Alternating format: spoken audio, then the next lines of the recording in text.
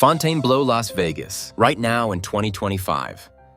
A $3.7 billion skyscraper that took 18 years to finish now stands half empty on the North Strip. 3,644 rooms, 173,000 square feet of casino floor, and 7 pools. And on one night, occupancy barely scrapes 45%. This is what's really happening at the newest icon on Las Vegas Boulevard. Right now, back in February 2007, the dirt flew on a 25-acre patch between Circus Circus and the Sahara.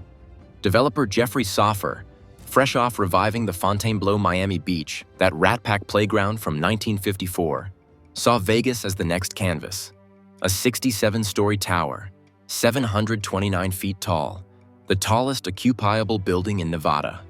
Plans called for 3,644 rooms, a casino bigger than a football field, 36 bars and restaurants, a Lapis spa with 44 treatment rooms, and a 6-acre pool deck that would make Miami jealous. It was billed as the second Fontainebleau in a chain. A bridge between old glamour and new excess, groundbreaking crowds cheered under a relentless sun. Opening was set for fall 2009, with the cost pegged at $2.9 billion. Financing poured in from Deutsche Bank and Lehman Brothers. The boom was on Vegas was adding a room every 48 hours back then. Who wouldn't bet on blue glass and gold accents? Then the world cracked. June 2009. Construction halts at 70% complete. The Great Recession hits like a slot machine jackpot in reverse. Subcontractors unpaid, steel rusting in the desert heat, lawsuits piling up like unpaid tabs. Fontainebleau Las Vegas LLC files for Chapter 11 bankruptcy on June 11th, owing $2.2 billion. Banks sue, alleging developers hid cash crunches. Term lenders countersue for breach. The tower, a blue skeleton mocking the Strip, becomes a monument to hubris. Carl Icahn buys it out of bankruptcy in 2010 for $150 million, a fire sale. He sits on it for 7 years, no restarts. 2017, sold to Steve Witkoff and New Valley for $600 million. They rebrand it. The Drew promises a 2020 opening with Marriott as a partner. COVID whispers in 2019. By March 2020, construction freezes again. Drew becomes a punchline. Jeffrey Soffer circles back in 2021, partners with Koch Real Estate Investments, and buys for $350 million. He reclaims the Fontainebleau name, and the outdated marble interiors from the aughts are now trash. $3.7 billion later, it is the second most expensive resort in Vegas history, behind Resorts World's $4.3 billion December 13, 2023. Doors open with Justin Timberlake headlining, Tom Brady cutting ribbons, and Cher toasting. Neon flares. Crowds swarm. For one night, the ghost wakes up, reality sets in fast. Opening night. 15 of 36 restaurants dark, including Mother Wolf and Vita, still listed as open on the website. Pools half ready, spa humming but empty. Cartier's sign promises summer 2025 arrival. The space sits blank.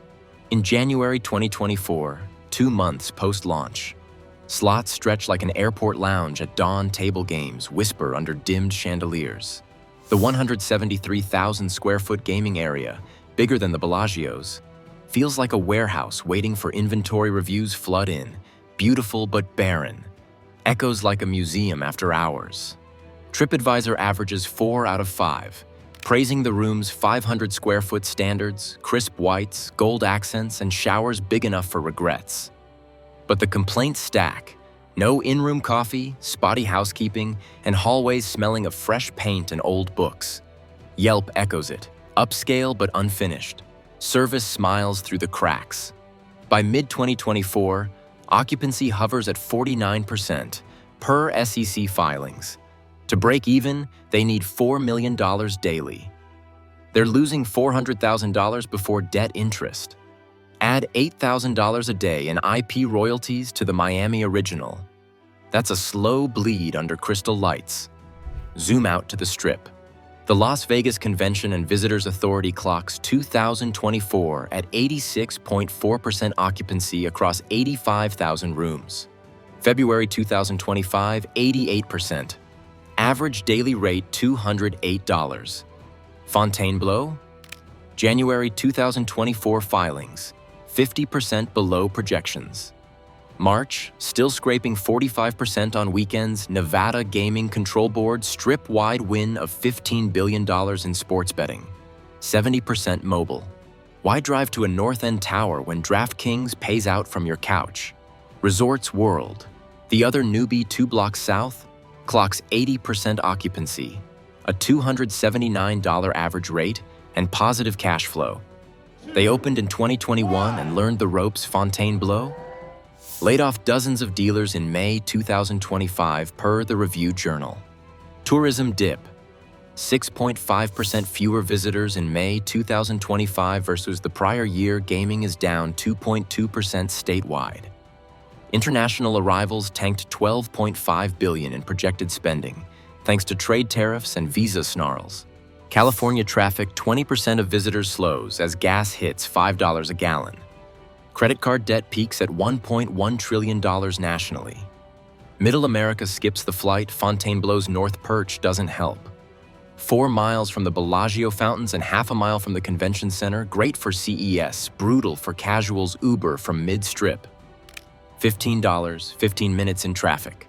Walk, 45 minutes past empty lots and the Strat's shadow.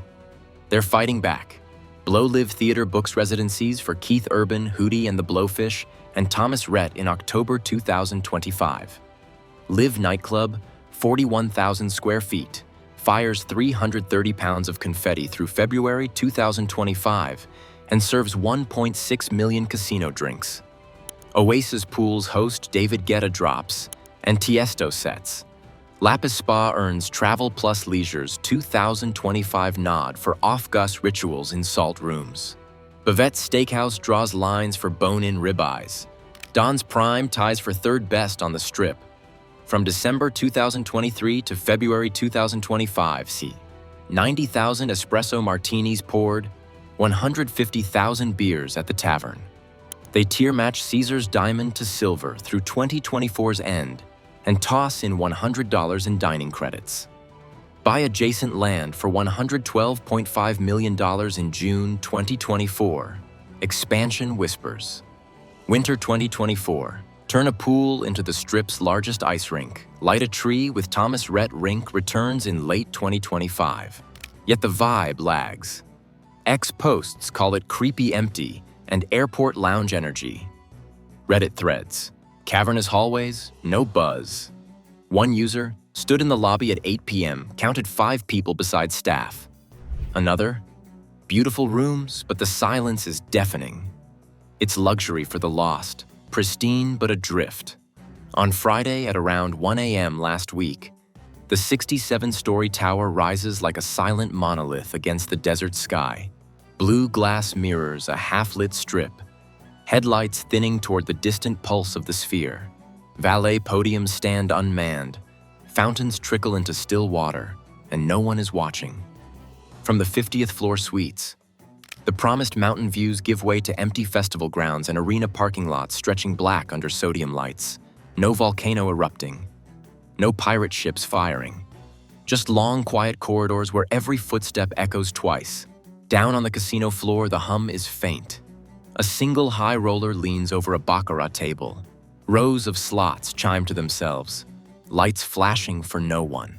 One megabucks machine still blinks the same frozen jackpot from 2017. $2,341,918.41. A digital relic from the Drew era. Never reset, never paid. Promise locked-in code. Payout forever pending. Out by the pools, cabanas sit stacked and chained. The winter ice rink's concrete pad bakes under summer stars, a ghost outline in the heat. Wind off the desert carries a muffled bass line from Live nightclub, but the party sounds borrowed, distant, like music from another building. This isn't just Fontainebleau's ghost story. The North End's hurting. Resorts World lays off too, swapping dealers for digital tables.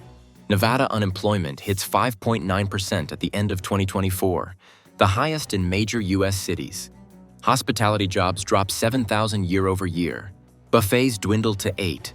Strip-wide bacchanal thrives, but cheap eats vanish.